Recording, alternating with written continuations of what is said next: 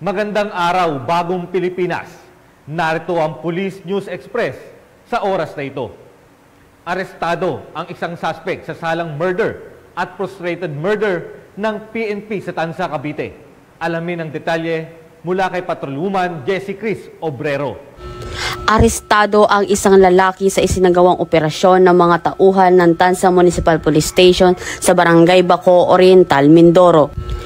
Ayon sa ulat, nakatanggap ng tawag ng madaling araw ang Tansa Municipal Police Station ukol sa insidente ng pananaksak na naganap sa Barangay Calibuyo, Tansa, Cavite.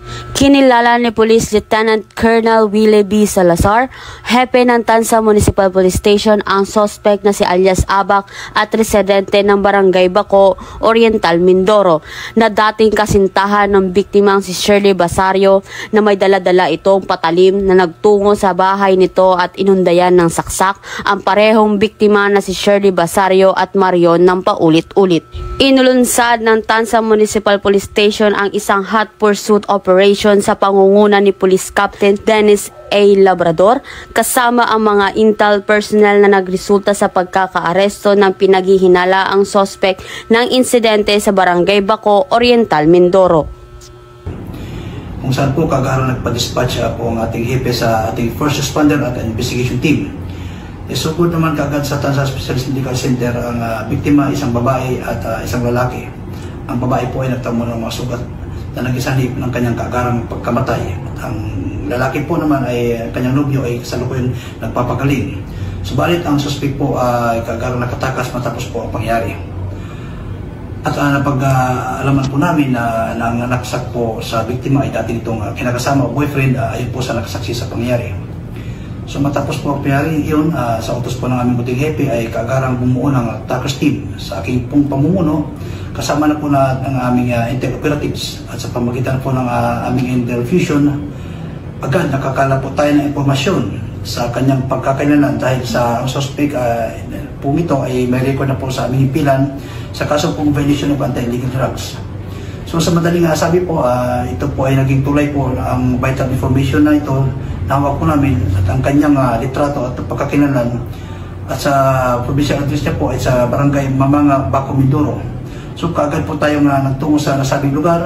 Alam niyo po at napakahirap po ng aming napagdaanan dahil po sa napakalibli po yung lugar. Subalit dahil po sa tulong ng Calapan City Police Station at sa Baco Municipal Police Station at ng Mindoro po at sa tulong na din po ng kapamilya ng suspect ay ang mga bandang alas 3 po ng hapon nalisto po natin ang suspect at ito po ay minasahan po siya natin ng kanyang mga karapatan at so hindi naman po nasayang yung pagod natin, no? So dahil po sa nagkamali siya sa batas na dapat lang mapanagot po natin siya dito. So sa kasalukuyan po, naisampa na po natin ang kasong murder at proceeded murder sa suspect at ito po sa Office of the Provincial Prosecutor Imus, Cavite.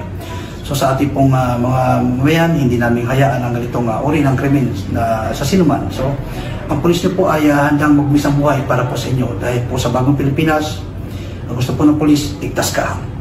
Mula dito sa Calabarzon, ako ang inyong Police News Network Correspondent, Patrolwoman Jessie Chris Obrero. Alagad ng batas, tagataguyod ng balitang pulis. Maraming salamat, Patrolwoman Jessie Chris Obrero.